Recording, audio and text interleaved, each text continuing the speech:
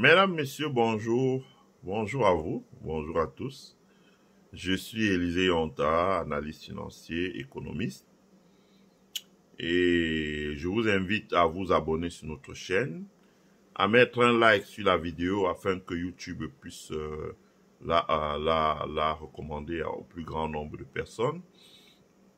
Je fais cette vidéo pour parler de l'éducation gratuite au Botswana. Voilà. Donc, je regardais un peu les statistiques de l'éducation au Botswana. Je ne vais pas comparer ça à d'autres pays parce que je ne veux pas soulever une polémique qui n'a pas lieu d'être. Mais je regardais au Botswana. L'idée m'est venue à partir de la vidéo du déplacement de notre frère activiste ghanéen, Wode Maya, je crois, au Botswana. Et en interviewant les gens dans la rue, les gens lui ont dit oui, l'école est gratuite au Botswana. Alors moi, ça m'a un peu intrigué. Je suis allé regarder pour voir ce qu'il en est. Effectivement, au Botswana, donc c'est un pays, la capitale de Botswana, je crois, c'est Gaborone. C'est un pays qui a 3 millions d'habitants aujourd'hui, 3 millions d'habitants. Et ce qui est important à dire, c'est que dans 3 millions d'habitants, il y a la classe moyenne, c'est 2 500 000 personnes. Donc, vous voyez, le taux de pauvreté est faible. Donc, certes, vous me direz, ils ont beaucoup de ressources provenant de la vente du diamant. Mais ce qui aussi il faut noter, c'est que la vente du diamant, là, les ressources sont bien gérées et les ressources sont placées dans les secteurs dont la répartition des richesses sont placées dans les secteurs qui permettent vraiment à la population de s'émanciper, à savoir l'éducation, l'accès à l'éducation. L'étude que j'ai regardée faisait remarquer que au Botswana, l'école est gratuite, l'enseignement primaire est gratuit. Je crois que vous avez droit à un redoublement. Voilà. L'enseignement primaire est totalement gratuit. L'enseignement secondaire aussi est totalement gratuit. Donc, comme on peut dire, de la CIL jusqu'au cours moyen 2, l'école est gratuite. Et du cours de la classe de 6e jusqu'en terminale aussi, l'école est gratuite. Les parents ne payent que 10% des frais. Donc, l'école est subventionnée par l'État. Les parents ne payent que 10% des frais de scolarité. Donc, voilà, ne payent que 10% du coût de la scolarité. C'est les 10% qui ne représentent pratiquement rien. Ça veut dire que si vous allez dans une école qui est de très bonne qualité et le coût annuel de la prestation vaut 300 000, vos parents ne paieront que 30 000. Si ça vaut 500 000, vos parents ne paieront annuellement que 50 000. Et si ça vaut 1 million, donc qui est vraiment de très très haute qualité, les parents ne paieront que 100 000 francs. Vous voyez vous-même. Et les fournitures, les sacs, les tenues sont donnés à l'étudiant. Donc vous pouvez regarder vous-même sur la toile et vous allez voir. La conséquence de ça, c'est que l'école aussi est rendue obligatoire pour tous les enfants de l'âge de 5 ans jusqu'à l'âge de 15 ans. C'est obligatoire, non? Vous pouvez le voir dans une décision pareille. En termes de sécurité, ça a son impact. En termes de développement économique, ça a son impact. En termes de créativité, de recherche et développement dans le pays, ça a son impact. En termes de stabilité même du pays aussi, ça a son impact. Donc, comment est financé le système éducatif? Le système éducatif est financé par l'État, dans les recettes des impôts. Et le système éducatif est financé également par les revenus provenant de la vente du diamant. 40% des recettes engrangées dans 40% des recettes engrangées dans les exportations de diamants, qui représentent 90% des devises du pays, 40% des recettes engrangées dans l'exportation de diamants, ou dans les recettes fiscales, j'entends bien, dans les exportations de diamants, sont utilisées pour financer l'éducation et la formation professionnelle. Donc, de la maternelle jusqu'au cours moyen 2, et dans la classe de 6e jusqu'en terminale, les enfants botswanais vont à l'école gratuitement et tout est pris en charge par l'État. Voilà.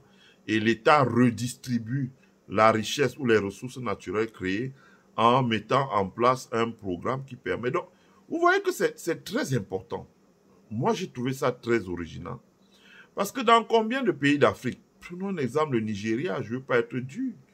Le Nigeria produit énormément de pétrole, le Nigeria produit énormément de gaz.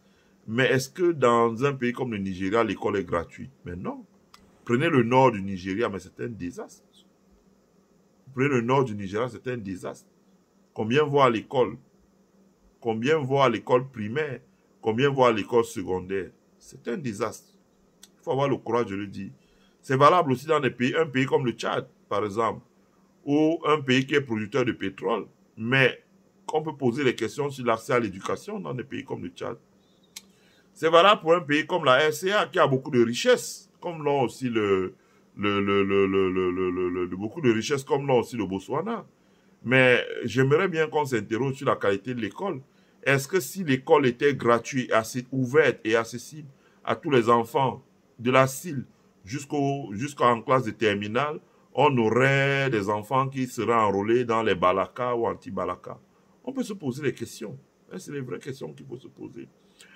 J'ai trouvé original parce que le Botswana procède à la redistribution de la richesse naturelle qu'il y a dans son sol, en l'occurrence les diamants, et mise sur l'éducation et la formation professionnelle de sa jeunesse. L'école est gratuite.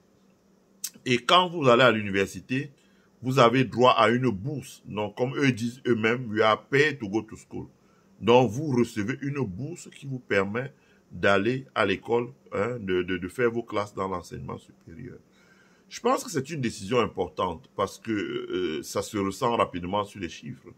Sur une population de 3 millions, 2,5 millions appartiennent à la classe moyenne. Ça veut dire que les personnes sont plus ou moins bien formées, elles peuvent trouver un travail ou bien elles peuvent devenir des entrepreneurs. À partir du moment où elles deviennent des entrepreneurs, elles peuvent travailler à l'édification d'un Botswana nettement meilleur. Donc, c'est quelque chose que nous allons suivre. Donc, nous allons regarder ça de près.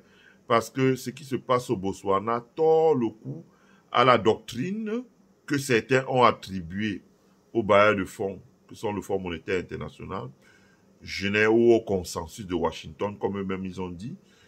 À ce jour, je n'en crois pas mes yeux. Parce qu'il y a beaucoup d'États qu'on avait présentés comme des États libéraux, comme en Côte d'Ivoire par exemple. On voit que beaucoup d'efforts ont été faits dans l'éducation et la formation professionnelle. Donc, c'est pareil. Dans beaucoup de pays d'Afrique, je pense qu'il est temps que l'État sorte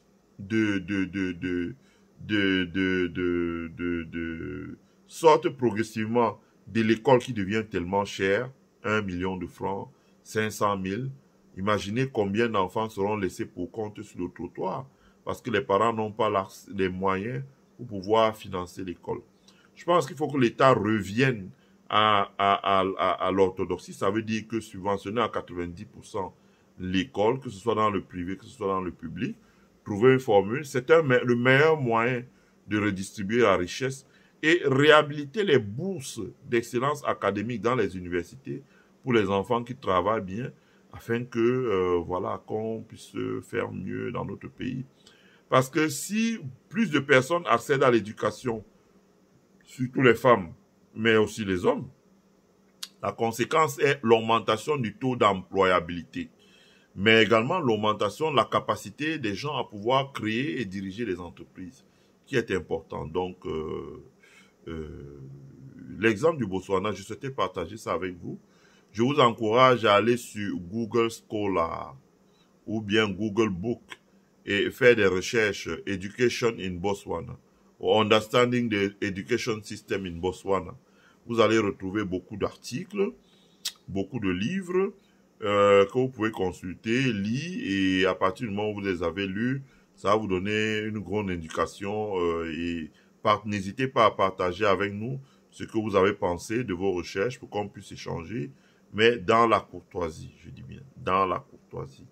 Dans la courtoisie, voilà, dans la courtoisie. Je vous remercie à tous, je vous souhaite à tous et à tous de passer une bonne journée. Mettez-nous un like sur la vidéo pour qu'elle puisse être accessible au plus grand nombre. Partagez-la sur votre mur et surtout, si vous n'êtes pas encore abonné à notre chaîne, abonnez-vous et invitez plusieurs de vos amis à s'abonner sur notre chaîne et je vous suis infiniment reconnaissant. Bonne journée à vous. Merci. Prenez soin de vous. Bye.